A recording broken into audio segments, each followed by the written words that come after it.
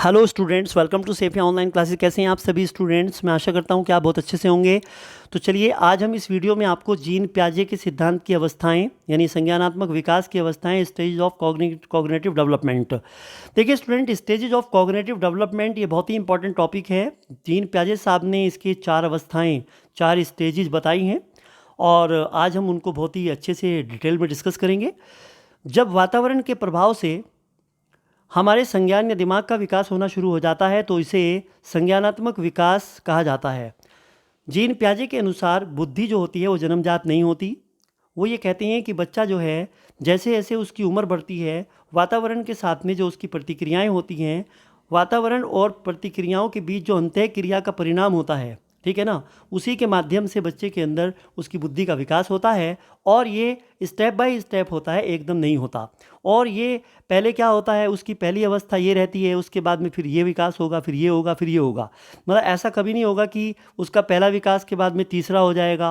मतलब ये कर्मिक होता है, मतलब ये क्रम में होता है, स्टेप बाय स्टेप होता है। और ये आज हम जानेंगे कि कौन कौन सी अवस्था में कौन कौन से विकास होते हैं। इस टॉपिक को बहुत ही अच्छे से पढ़ेंगे, बहुत ही इंपॉर्टेंट है। चलिए, तो पियाजे के संज्ञानात्मक विकास को 4 भागों में बांटा गया है। पहली अवस्था है उनकी संवेदी प्रेरक अवस्था या इंद्रिय जनित गामक अवस्था, सेंसरी मोटर स्टेज, जिसको उन्होंने 0 से 2 वर्ष माना है। और पूर्व संक्रियात्मक अवस्था, प्री ऑपरेशनल स्टेज, 2 से 7 वर्ष। और स्थूल मूर्त संक्रियात्मक अवस्था, कंक्रीट ऑपरेशनल स्टेज, उसे माना है 7 से 11 वर्ष। और औपचारिक या अमूर्त संक्रियात्मक अवस्था, फॉर्मल ऑपरेशनल स्टेज, इसको उन्होंने 11 से 15 वर्ष माना है। अब स्टूडेंट, मैं आपको बताना चाहूँगा कि बहुत ही इंपॉर्टेंट पॉइंट है, किताबों में आपको ये मिलेगा कि जो संवेदी प्रेरक अवस्था है, इसकी 6 उप अवस्थाएँ होती हैं। मगर वो कौन कौन सी होती हैं और उनके अंतर्गत कौन कौन से विकास होते हैं, वो आपको नहीं मिलेगा कहीं पे भी। और यहाँ से कई बार आपके KVS में, CTET में, DSSB में, ठीक है ना, पंजाब टेट में, छत्तीसगढ़ टेस्ट में, जितने भी टेट होते हैं, तमाम परीक्षाओं में यहाँ से क्वेश्चन ज़रूर आते हैं। बहुत ध्यान से करिएगा, इतनी मेहनत से ये वीडियो बनाई है स्टूडेंट, आप इसको एक बार देखिएगा, आप ये कहेंगे कि वास्तव में सर बहुत ही अच्छी आपने वीडियो बनाई है। देखिए स्टूडेंट, सबसे पहले मैं आपको बताना चाहूँगा कि जो संवेदी प्रेरक अवस्था, इंद्रिय जनित गामक अवस्था है, उसे इंग्लिश में सेंसरी मोटर स्टेज कहते हैं। ये 0 से 2 वर्ष होती है इसकी अवस्था। देखिएगा, इस अवस्था की 0 से लेकर 2 वर्ष तक मानी गई है इसकी अवस्था। और इसमें बच्चा अपने कान, आँख, नाक अर्थात अपनी ज्ञानेंद्रियों के माध्यम से ही सीखता है। ठीक है, पियाजे ने उसकी ज्ञानेंद्रियों को संवेदी प्रेरक उपकरण के नाम से भी पुकारा है। इस अवस्था में बच्चों में वस्तु स्थायित्व यानी ऑब्जेक्ट परमानेंस उत्पन्न हो जाती है। वस्तु स्थायित्व, ऑब्जेक्ट परमानेंस, जब बच्चा किसी वस्तु को देखकर उस वस्तु की अपने दिमाग में स्थायी पिक्चर बना लेता है, उसे वस्तु स्थायित्व कहा जाता है। देखिए स्टूडेंट, बच्चे के पास में जन्म के समय क्या होता है कि बच्चे के पास इस अवस्था में, उसके पास में क्या होता है, कोई लैंग्वेज नहीं होती, लैंग्वेज का भाव रहता है। अब बच्चा क्या करता है कि वो अपनी बातों को व्यक्त करना चाहता है। तो जैसे जैसे बच्चा क्या करता है कि वो रोता है, अब वो रोने से, हंसने से, मुस्कुराने से, ठीक है, तो जैसे जैसे बच्चा है वैसे जैसे कि वो 0 पे है, मानी जन्म से लेकर 2 वर्ष तक क्या होता है, वो अपनी ज्ञानेंद्रियों से ही अपनी बातों को व्यक्त करना प्रारंभ करता है। अब मतलब ये है स्टूडेंट्स कि इस अवस्था तक बच्चे के अंदर कौन कौन से विकास हो जाते हैं, मानसिक और बौद्धिक बातें की है, वो सारी बातें हम आपको स्टेप बाय स्टेप यहाँ पर बताएंगे।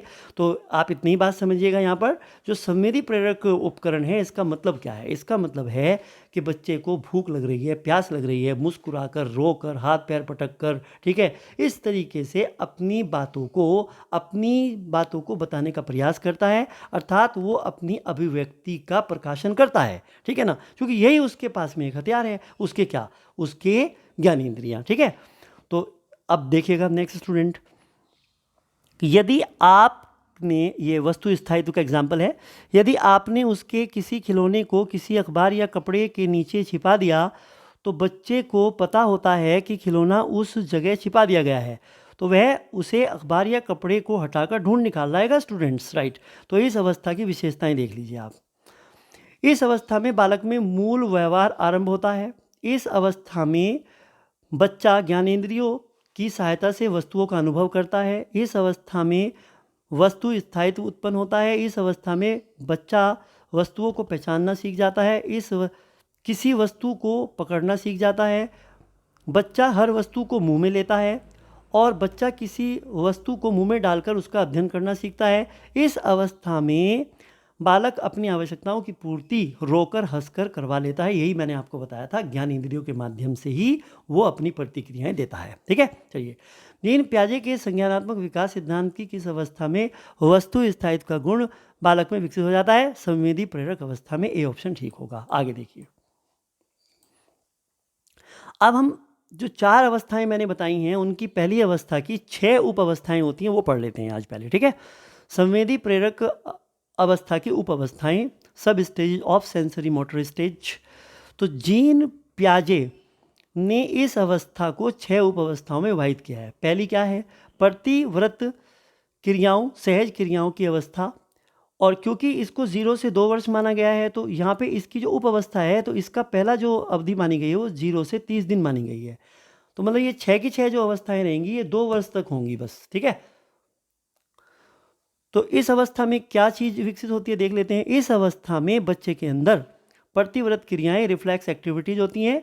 वह इस अवस्था में अंगूठा चूसने की प्रतिवर्त क्रिया करता है। अगर पेपर में आ जाए कि बच्चे के अंदर किस अवस्था में अंगूठा चूसने की जो प्रवृत्ति है वो उत्पन्न हो जाती है, मतलब ये एक्टिविटी वो किस अवधि में, किस अवस्था में करना शुरू कर देता है, तो कई बार वो ये भी दे देगा आपको कि संवेदी प्रेरक, तो ये तो है ही मेन, लेकिन कई बार वो उप अवस्था का नाम भी दे देता है। तो यहाँ पर प्रतिव्रत क्रिया की अवस्था, ये भी याद रखिएगा, और इंग्लिश में स्टेज ऑफ रिफ्लेक्स, स्टेज है ये, तो ये यहाँ पे थोड़ा करेक्शन करेंगे, स्टेज, ये स्टेजेस रहेगा, ये स्टेज है, ये भी स्टेज है। ठीक है ना, चलिए। नंबर 2, प्रमुख वृत्तीय अनुक्रियाओं प्रतिक्रियाओं की अवस्था, stage of primary circular reaction, 1 माह से 4 माह। इसमें क्या होता है भाई, इस आयु में या इस अवस्था में बच्चा दोहराई जाने वाली क्रियाएं ज़्यादा करता है। जब वह इन क्रियाओं को दोहराता है तो इसको एक दूसरे के साथ कोऑर्डिनेट, समन्वित यानी कि समन्वित करने का प्रयास करता है, अर्थात कोऑर्डिनेट करने का प्रयास करता है। तो यहाँ पे देखिएगा ये स्टेज में बच्चे के अंदर यहाँ पे इतने धीरे धीरे विकास होते होते जा रहे हैं। और जीन पियाजे का कहना है कि बच्चे का जैसे जैसे उसकी उम्र बढ़ती है और उसी हिसाब से बच्चे की जो प्रतिक्रियाएं हैं उसमें भी परिवर्तन आना शुरू हो जाता है, और उसी हिसाब से बच्चे के अंदर जो बुद्धि है, जो उसका मानसिक विकास है, वो होना शुरू हो जाता है। और ये बुद्धि जो होती है जन्मजात नहीं होती, ये ग्रहित होती है। अगर पेपर में आए कि जीन पियाजे के अनुसार बुद्धि जन्मजात है, ग्रहित है, तो ग्रहित है। ये पर्यावरण में बच्चा अपनी एक्टिविटीज़ के माध्यम से, प्रतिक्रियाओं के माध्यम से सीखता है। आगे चलिएगा, नेक्स्ट देखिए, गौण वृत्तीय अनुक्रियाओं प्रतिक्रियाओं की अवस्था, stage of secondary circular reaction, ये 4 से 8 महीने की होती है। इस अवस्था में बच्चा चीज़ों को उलटने पुलटने में ज़्यादा ध्यान देता है। इस अवस्था में बच्चों वे काम ज़्यादा करते हैं जो उसे सुनने और करने में मनोरंजक लगते हैं। जैसे एक ऐसा खिलौना जिसमें संगीत बजता है तो बच्चा उसे उलट पुलट कर देखता है और ये जानने की कोशिश करता है कि आवाज़ कहाँ से आ रही है। आपने देखा होगा कि बच्चे को आप कोई खिलौना दे दो, वो क्या करेगा, उसे पटकेगा, उल्टेगा, तोड़ेगा, इस तरीके से सीखेगा वो। ठीक है, तो इसीलिए तो कहते हैं कि जीन पियाजे साहब ने शिक्षा में उनका क्या योगदान रहा। उन्होंने इस बात पर बल दिया कि भाई education should be on the base of learning by doing, मतलब ये है कि बच्चा जो है स्वयं करके सीखे। और यहाँ पर इनकी इन अवस्थाओं में भी ये तो कहते हैं कि बच्चा अपना जो है ज्ञान खुद खोजता है, उसकी रचना स्वयं करता है, और वो छोटा वैज्ञानिक होता है, वो खोज करता होता है। उन्होंने नन्हा वैज्ञानिक कहा है इसे, राइट, इसलिए तो कहा है। चलिएगा, अब नेक्स्ट देखिएगा, गौण स्केमेटा के समन्वय की अवस्था, stage of coordination of secondary schemata, ये 8 महीने से 12 महीना इसकी अवस्था मानी गई है। इस अवस्था में बच्चा उद्देश्यपूर्ण कार्य करता है। इस अवस्था में बच्चे की अनुकरण, नकल करने की क्षमता बढ़ जाती है। और आप देखिएगा नंबर 5, तृतीय वृत्तीय प्रतिक्रियाओं, कई बार प्रतिक्रियाओं को अनुक्रिया दे देता है हिंदी में, तो इंग्लिश में याद कर लो, स्टेज ऑफ टर्टरी रिएक्शन। तो ये टर्टरी रिएक्शन जो है ये आपको इंग्लिश में चेंज नहीं मिलेगा, ये मिल जाएगा। ये प्रतिक्रियाओं, अनुक्रियाओं, हिंदी में थोड़ी प्रॉब्लम हो जाती है कई बार। ठीक है, और इसकी जो अवस्था मानी गई है 12 से 18 माह मानी गई है। ठीक है, तो स्टेज ऑफ क्या, टर्टायरी रिएक्शन। क्या है भाई? इस अवस्था में बालक वस्तुओं के गुणों का प्रयास एवं त्रुटि विधि से सीखने की कोशिश करता है। इस अवस्था में बालकों में उत्सुकता, अभिप्रेरक और प्रबल हो जाता है। इस अवस्था में वस्तुओं को ऊपर से नीचे गिराकर अध्ययन करने की प्रवृत्ति अधिक होती है। ठीक है, चलिएगा। मतलब बच्चा क्या करेगा इसमें? बच्चा ना मतलब कुछ भी चीज़, कुछ भी नुकसान कर देगा, तोड़ेगा फोड़ेगा, है ना, इस तरीके से गलतियां करके सीखेगा, मतलब। ठीक है ना, तो इसी को कहते हैं प्रयास एवं त्रुटि। गलती करेगा, प्रयास करेगा, फिर सीखेगा, है ना। ये और सीखने का स्टेप भी यही होता है। जब इंसान कोई चीज़ सीखता है तो गलती तो करता है। मान लीजिए कोई बच्चा अगर चलना भी सीखेगा तो वो गिरेगा, गिरेगा कि नहीं गिरेगा? राइट। और बच्चा क्या है कि 12 से 15 महीने की अवधि तक चलना भी सीख जाता है। इसका मतलब यहाँ पर इस अवस्था में चलना भी सीख जाएगा। देख लीजिएगा आप यहाँ पे, तो यहाँ पे त्रुटि और प्रयास से वो सीखेगा। एक बार थोड़ी ना चलना शुरू कर देगा भाई, एकदम दौड़ने लगेगा, पहले गिरेगा। तो इसका मतलब यहाँ पर इस अवस्था में बच्चा प्रयास और त्रुटि से सीखेगा, और इस अवस्था को प्रयास त्रुटि की अवस्था भी कहा गया है। बहुत इंपॉर्टेंट पॉइंट है। 6 उप अवस्था देखिएगा, सेंसरी मोटर की 6 अवस्था। मानसिक संयोग द्वारा नए साधनों की खोज की अवस्था, stage of the invention of new means through mental combination, ये 18 से 24 माह तक मानी गई है। अब ये यहाँ पर आपकी पहली स्टेज खत्म हो जाती है, क्योंकि ये 0 से 2 वर्ष है। राइट, चलिएगा। तो इस अवस्था में क्या होता है? इस अवस्था में बच्चों में वस्तु स्थायित्व उत्पन्न हो जाता है। अगर बच्चे के सामने उसका खिलौना हटाया जाता है तो भी वो बच्चे के दिमाग में उसका स्थायित्व बना रहता है। चलिए, अब हम कुछ इसके इंपॉर्टेंट क्वेश्चंस देख लेते हैं स्टूडेंट। ये देख लीजिए आप। सबसे पहला क्वेश्चन है, पियाजे के संज्ञानात्मक विकास के सिद्धांत अवस्थाएं कितनी बताई हैं? उन्होंने 4, है ना। तो उनके अनुसार 4 अवस्थाओं का उल्लेख किया गया है। पियाजे के संज्ञानात्मक विकास के चरणों के अनुसार इंद्रिय गामक संवेदी प्रेरक अवस्था किसके साथ संबंधित है? देखो, अनुकरण की हम बात करेंगे, स्मृति की हम बात करेंगे, मानसिक निरूपण की बात करेंगे, तो ये ऑप्शन ठीक होगा। पियाजे के अधिगम के संज्ञानात्मक सिद्धांत के अनुसार वह प्रक्रिया जिसके द्वारा संज्ञानात्मक संरचना को संशोधित किया जाता है। देखिए, वो समायोजन होता है, इसका मतलब एकोमोडेशन होता है ना। चलिएगा, ये मैंने आपको टर्मिनोलॉजी में पढ़ाया था, जो टर्म्स करवाई थी ना। पियाजे के अनुसार विकास की पहली अवस्था जन्म से लगभग 2 वर्ष मानी गई है। तो इसके दौरान बच्चा जो है बेहतर सीखता है, तो वो ज्ञानेंद्रियों के द्वारा सीखता है। पियाजे के अनुसार संज्ञानात्मक विकास के किस चरण पर बच्चा वस्तु स्थायित्व को प्रदर्शित करता है? ये संवेदी प्रेरक चरण में करता है। यह आया हुआ क्वेश्चन है आपके सीटेट में। ठीक है। बच्चों के बौद्धिक विकास की 4 विशिष्ट अवस्थाओं की पहचान की गई पियाजे के अनुसार। ये सुपर टेट का क्वेश्चन है। जितने भी आपके एग्जाम हैं, चाहे वो आपका सुपर टेट हो, हरियाणा टेट हो, चंडीगढ़ टेट हो, बिहार टेट हो, राजस्थान टेट हो, KVS हो, DSS, कोई भी एग्जाम हो, सबके लिए आपके लिए इंपॉर्टेंट है। आप ध्यान से पढ़िएगा। पियाजे के संज्ञानात्मक विकास की अवस्थाओं के अनुसार इंद्रिय गामक संवेदी प्रेरक अवस्था की अवधि मानी जाती है। ये तो बहुत ही आसान है, 0 से 2 वर्ष।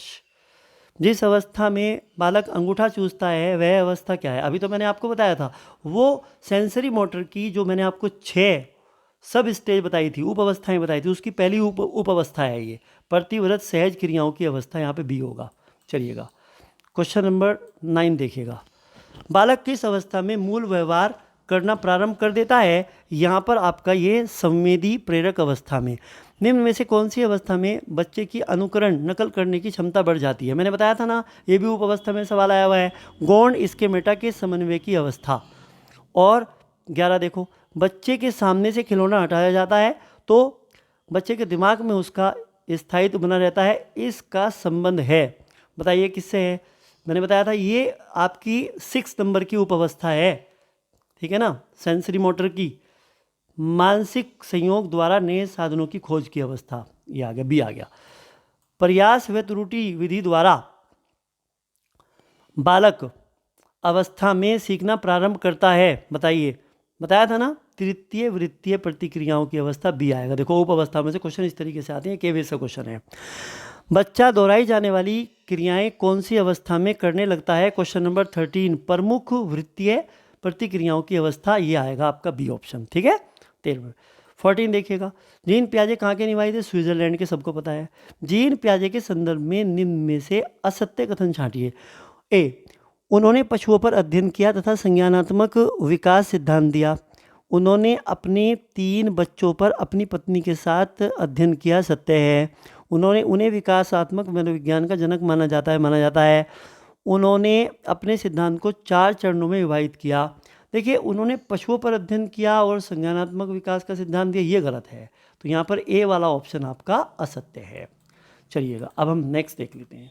तो अभी हमने यहाँ पर जो पहली स्टेज थी संज्ञानात्मक विकास की जीन पियाजे की, तो उनकी हमने 6 उपावस्थाओं को पढ़ा। यानी सेंसर जो उनकी सेंसर मोटर है, सेंसरी मोटर स्टेज, अभी तो मैंने आपको बताया था ना। जी हाँ, तो वो जो स्टेज मैंने आपको बताई थी सेंसरी मोटर स्टेज, जो प्रथम स्टेज है उनकी, उसकी 6 उपावस्थाएं हम पढ़ चुके हैं। अब हम सेकंड स्टेज को पढ़ेंगे। पूर्व संक्रियात्मक अवस्था, प्री ऑपरेशनल स्टेज, इसकी अवधि होती है 4 से 7 वर्ष और इस अवस्था को भी 2 उप अवस्थाओं में बांटा गया है। पहली उसकी उप अवस्था क्या है, इसको कहते हैं प्राक संप्रत्यात्मक अवधि, ये 2 से 4 वर्ष मानी जाती है और ये अंतर्दर्शी अवधि, ये 4 से 7 वर्ष मानी जाती है। तो अब हम देखते हैं कि इसके अंतर्गत क्या क्या होता है। चलिए अब हम पहले इसकी दूसरे की 2 उपावस्थाएं हैं और अब हम इसकी दोनों उपावस्थाओं में से पहली उपावस्था के बारे में पढ़ते हैं। चलिए, तो ये जो हमारी प्री ऑपरेशनल स्टेज है 2 से 4, जिसे हम प्राक संप्रत्यात्मक अवधि भी कहते हैं, ये इसकी उपावस्था है। तो इस अवस्था में बालक वस्तुओं, शब्द, प्रतिमाओं आदि के विषय में अपना मानसिक चिंतन विकसित करने लगता है। पियाजे ने संकेत और चिन्ह को पूर्व संक्रियात्मक अवस्था का महत्वपूर्ण संसाधन माना है।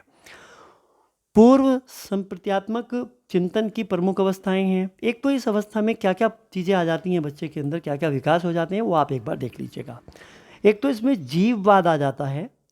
जब बच्चे अपने चारों तरफ की सभी वस्तुओं को जीव मानते हैं, सजीव मानते हैं, सजीव, तो वह जीववाद की अवस्था कहलाती है। उदाहरण के तौर पर आज मेरे कमरे का पंखा बीमार है, देखो भी बच्चों की बातें, एक टॉफ़ी मेरी गुड़िया को भी दे दो, चुप हो जाओ मेरी गुड़िया सो रही है। इसका मतलब बच्चे इन निर्जीव चीज़ों को सजीव मानते हैं। इस अवस्था में ये चीज़ें इनके अंदर विकसित हो जाती हैं, मानने लगते हैं इस अवस्था में। ठीक है, एम केंद्रिता, तो इस अवस्था में बच्चे के अंदर एम केंद्रिता भी आ जाती है। देखिएगा अब क्या है, बच्चे अपने पॉइंट ऑफ व्यू से ही परिस्थिति या वस्तु को देख या सोच पाते हैं।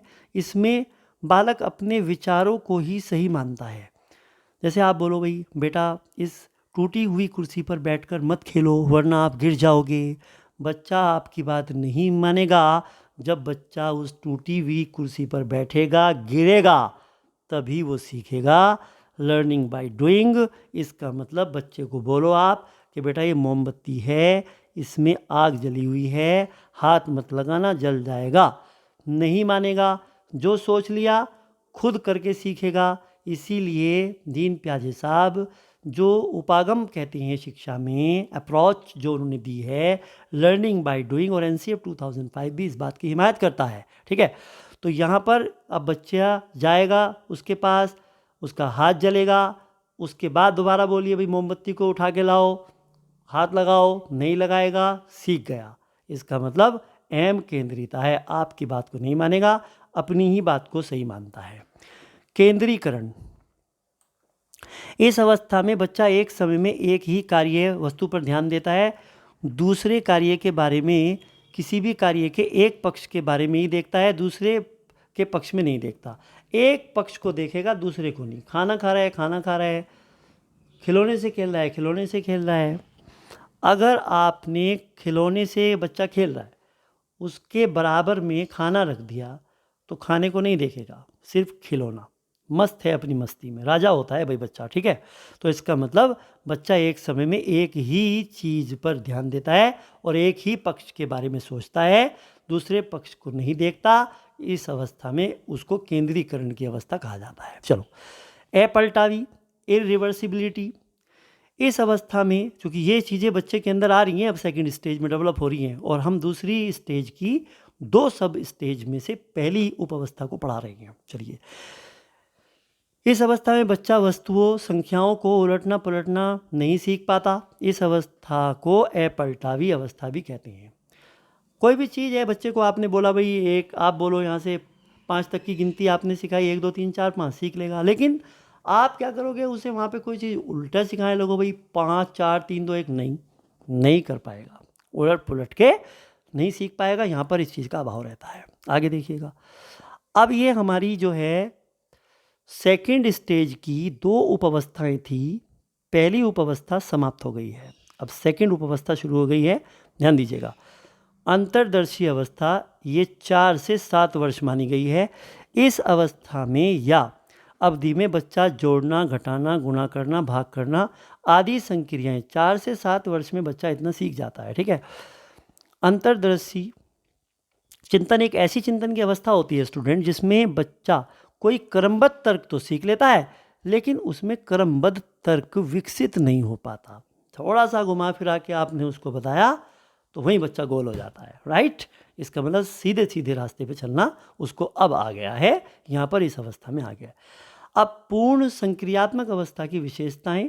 अब ये प्रत्यक्ष चिंतन क्या होता है ये आपको देखना पड़ेगा। कोई चीज़ जब हम देखकर सीखते हैं उसे हम प्रत्यक्ष चिंतन भी कहते हैं। अब आप देखिएगा स्टूडेंट, 4 वर्ष की आयु में बच्चे में प्रतीकात्मक और पूर्व धारणात्मक चिंतन, symbolic and pre conceptual thinking विकसित होने लगता है।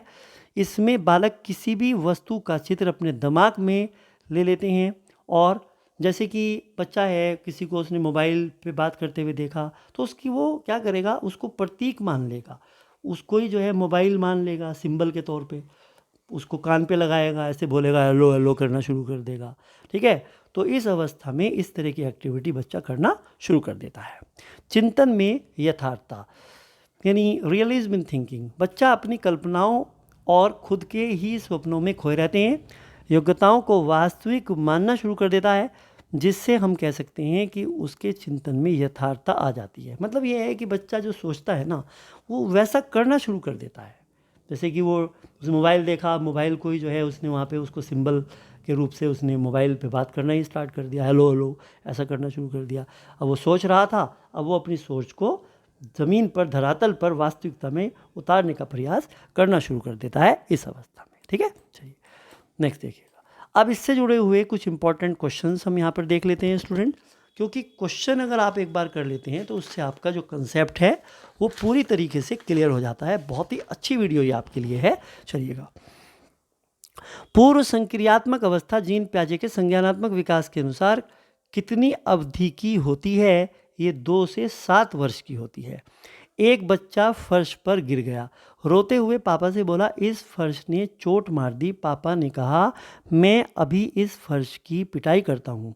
ये प्रत्यय है, ये तो बहुत सिंपल है। इसका मतलब बच्चा खुश हो जाएगा, भाई पापा ने फर्श को चोट मार दी, इसका मतलब ये जीववाद से संबंधित है। ये तो आपके लिए बच्चों का खेल हो गया आप। ठीक है, आगे चलिए। एक छोटा बच्चा अपने खिलौने से खेल रहा है, मम्मी ने उसके हाथ में से वो खिलौना छीनकर दूसरे बच्चे को दे दिया। उसने दूसरा खिलौना लेने से मना कर दिया, उसे वही वाला खिलौना चाहिए। तो ये संकल्पना संबंधित होनी चाहिए, ये केंद्रीकरण है। एक ही चीज़ की पिक्चर अपने दिमाग में बिठा लेते हैं कि जो कुछ है यही है और वही मुझे चाहिए। इसका मतलब वो खिलौना उससे भी अच्छा हो सकता है, लेकिन नहीं, उसको तो वही वाला चाहिए। तो ये केंद्रीकरण की अवस्था है यहाँ पर। जब बच्चा अपने विचारों को ही सही मानता है तो ये अहम केंद्रिता कहलाती है। आपको बात, छोटी छोटी बातें हैं ये। बच्चों के अंदर वस्तुओं, शब्द, प्रतिमाओं आदि के विषय में अपना मानसिक चिंतन विकसित होने लगता है। अब ये क्वेश्चन नंबर 5 है, ये पूर्व प्रत्यात्मक अवस्था में होने लगता है। आपका ए ऑप्शन ठीक होगा। एक बालक वस्तु व संख्याओं को उलटना पुलटना नहीं सीख पाता, वो अवस्था कौन सी होती है? भाई ये तो अपलटावी की अवस्था है, और ये शैशव अवस्था, वो शैशव अवस्था भी जो है बच्चों क्या होती है, उसको माना गया है जन्म से 5 या 6 साल तक। और ये पहली अवस्था कहाँ से मानते हैं? ये मानते हैं 0 से 2 वर्ष तक। तो इसका मतलब यहाँ पर ये वाला ऑप्शन ठीक होगा। थोड़ा सी ये चीज़ें ना सिंबल मतलब घुमा फिरा के दे देते हैं बातों को, तो आपको घबराने की ज़रूरत नहीं है, सब बातें क्लियर होंगी। इसके बाद मैं आपको इसकी एक रिवीजन वीडियो दूंगा, उसके बाद मैं आपको 70 इंपॉर्टेंट क्वेश्चन करवाऊँगा। आप वो निश्चिंत रहिएगा, बहुत अच्छे से क्लियर हो जाएगा टॉपिक आपका। एक बालक अपने लंच बॉक्स को कान पर लगाकर हेलो हेलो कर रहा है, वह अपने लंच बॉक्स को मोबाइल फ़ोन समझ रहा है, ये अवस्था बताइएगा। भाई सीधी बात है, ये प्रतीकात्मक की अवस्था है, सिंबॉलिक थिंकिंग यहाँ पर डेवलप हो रही है ना। बहुत ही सिंपल है ये तो। चलिएगा, प्याजे के संज्ञानात्मक विकास सिद्धांत के अनुसार संवेदी क्रियात्मक की जो अवस्था है, जो अवधि है, जो अवस्था है वो होती है कब? भाई जो जन्म से 2 वर्ष होती है। देखिए मैंने कहा ना, घुमा दिया जाता है। हालांकि क्या होता है कि उसने 0 से 2 वर्ष दिया है, लेकिन थोड़ा सा उसमें वो तब्दीली कर देता है आपको जानने के लिए कि आप कितना डिटेल में पढ़ के आए हैं। स्वयं केंद्रित अवस्था होती है। अब ये सीटेट में पूछा हुआ है, बच्चे घूम गए, क्या लगे जी नहीं वो तो जो संवेदी संक्रियात्मक है वो तो 0 से 2 वर्ष मानी है उसने। अरे भाई जन्म से 2 है तो ये तो औसत अनुमान होता है, ये मान लिया जाता है, ठीक है ना। चलिए अब नेक्स्ट, स्वयं केंद्रित अवस्था होती है, ये तो 3 से 6 होती है।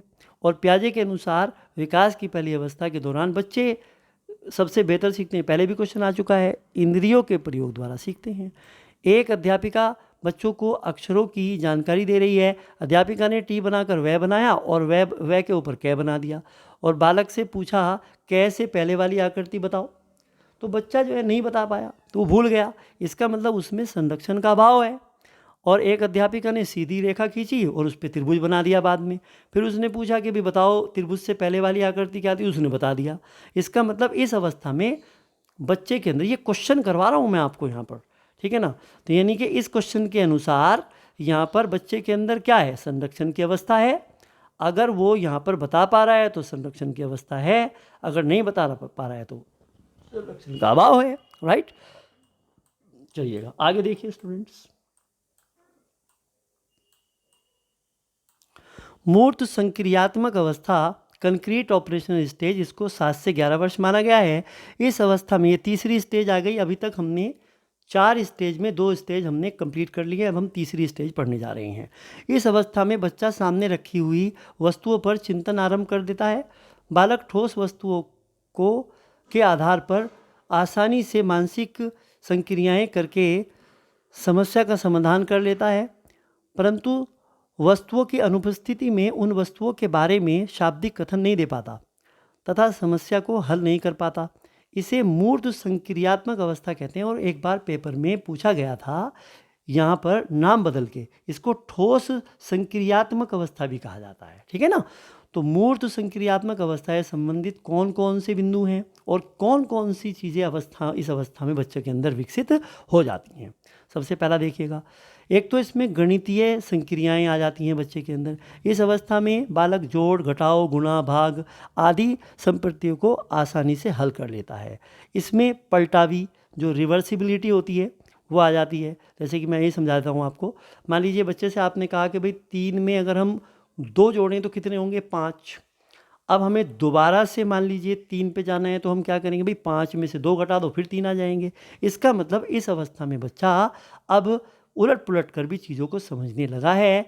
ये हमारी तीसरी अवस्था है, ठीक है। यहाँ पे आके बच्चे का यहाँ इतना विकास हो गया है, ठीक है। ये बौद्धिक विकास देख रहे हैं आप, क्रम वाइज होता चला जा रहा है। और यही जीन प्यारे साहब कहते हैं कि एकदम नहीं होता, ये स्टेप बाय स्टेप होता है, ठीक है। चलिएगा, संरक्षण के बारे में मैंने आपको बताया था। संरक्षण का अभाव क्या होता है, संरक्षण क्या होता है। तो यहाँ पे कह रहे हैं किसी वस्तु के रूप रंग परिवर्तन को उस वस्तु के तत्व में परिवर्तन से अलग करने की क्षमता को संरक्षण कहते हैं। इसमें बच्चा वस्तु के भौतिक आकार, उसकी क्षमता यानी ऊंचाई आदि के बारे में जान लेता है। अर्थात अब बच्चे को आप इस अवस्था में लाकर पूछो कि भाई ये बताओ कि ये जो 1 लीटर पानी है हमने एक बड़ा बर्तन में रखा और एक ही छोटे में रखा, अब तुम ये बताओ कि कौन से बर्तन में ज़्यादा है। तो बच्चा कहेगा भाई यहाँ पे दोनों ही बर्तन में पानी की जो है, पानी की मात्रा बराबर है। ऐसा नहीं होगा कि पानी को आप जो है मतलब उसे उस बर्तन में कर देंगे तो बर्तन के साइज से वो मात्रा, इसका मतलब वो अब इन चीज़ों को समझने लगा है। अब इसका मतलब यहाँ पर ये कंसेप्ट उसका क्लियर हो गया है। अब वो भौतिक आकार को, क्षमताओं को, ऊंचाई को और उनकी मात्राओं के कंसेप्ट को समझने लगा है। ये अब उसकी यहाँ पर संरक्षण की अवस्था विकसित हो गई है। क्रम परिपक्वता उसमें आ जाती है। इस अवस्था में बालक जो है आरोही अवरोही जो क्रम होते हैं इस तरह की समस्याओं को आसानी से हल कर लेता है। श्रृंखला, इस अवस्था में सम अंकों विषम अंकों की श्रृंखला आसानी से बना लेता है। वर्गीकरण कर लेता है। भाई समान वस्तुओं की समान विभाजन करने की जो प्रक्रिया होती है उसे वर्गीकरण कहा जाता है। मान लीजिए 1 से लेकर 10 तक की संख्याएं हमने बच्चे को दी और हमने कहा कि भाई सम संख्या और विषम संख्या छांटो, तो इसमें उसने बताया कि भाई इसमें 2, 4, 6, 8, 10 ये तो सम संख्याएं हैं और ये विषम संख्याएं हैं, 1, 3, 5, 7, 9, है ना। तो इस तरीके से बच्चे के अंदर इतना विकास हो गया है इस अवस्था में। 7वां पॉइंट देखो इसी में, अभी हम तीसरी ही अवस्था में हैं स्टूडेंट, ठीक है। मूर्त वस्तुओं का तार्किक चिंतन, तो इस अवस्था में यानी लॉजिकल थिंकिंग कंक्रीट ऑब्जेक्ट्स, इस अवस्था में बच्चा केवल सामने रखी हुई वस्तुओं के ऊपर ही चिंतन करने में समर्थ होता है। रीना अपने बेटे को रोजाना स्कूल ले जाती है। रास्ते में जाम लगा होने के कारण वह उसे दूसरे रास्ते से घर वापस लाती है ना। वह समझ जाता है कि ये दोनों ही रास्ते घर की ओर जाते हैं। इसका मतलब अब वो देखकर चीज़ों को समझने लगा है। अहम केंद्रिता छोड़ना, ठीक है ना, गिविंग ईगो सेंट्रिज्म। अब इस अवस्था में बच्चा यह बात समझ जाता है कि उसकी सारी बातें सही नहीं हैं, वो गलत भी हो सकता है। जबकि पूर्व संक्रियात्मक अवस्था में बच्चे को लगता है कि जो मैं कर रहा हूँ सब ठीक है। इस अवस्था में बालक जो है वो अहम केंद्रिता को छोड़ देता है। विकेंद्रीकरण क्या होता है साहब? जब बच्चा किसी भी वस्तु की एक विशेष विशेषता के बारे में न सोचकर उसके अलग अलग पक्षों, पार्ट्स, पहलुओं के बारे में सोचता है तो ये क्या कहलाती है? ये अवस्था विकेंद्रीकृत कहलाती है। और तीसरी अवस्था में विकेंद्रीकरण विकसित हो जाता है। ठीक है, तो अगर वो आपसे पेपर में पूछे कि भाई बताइए कौन सी अवस्था में विकेंद्रीकरण जो है उसका विकसित हो जाता है? तीसरी अवस्था में, है ना। चलिएगा, तो अब देखिएगा ये आगमन तो आपने पढ़ा होगा भाई, आगमन विधि, निगमन विधि, है ना, ये सब बाद में आएंगी। तो ये जो आगमनात्मक जो विकास है, इंडक्टिव रीजनिंग, ये भी इसमें आ जाता है। कैसे? जब हम उदाहरण को सामने रखते हुए उसके ऊपर तार्किक रूप से सोचते हैं तो इस अवस्था को आगमनात्मक तर्कना कहते हैं। यदि हम बच्चे से पूछें कि भाई पशु हमारे लिए लाभदायक है, तो हमने उदाहरण रख दिया बच्चे के सामने। इसमें ना उदाहरण से नियम की ओर चलते हैं, है ना। ठीक है, तो यहाँ पे बच्चे से पूछा भाई ये उदाहरण रख दिया, अब बताओ भाई।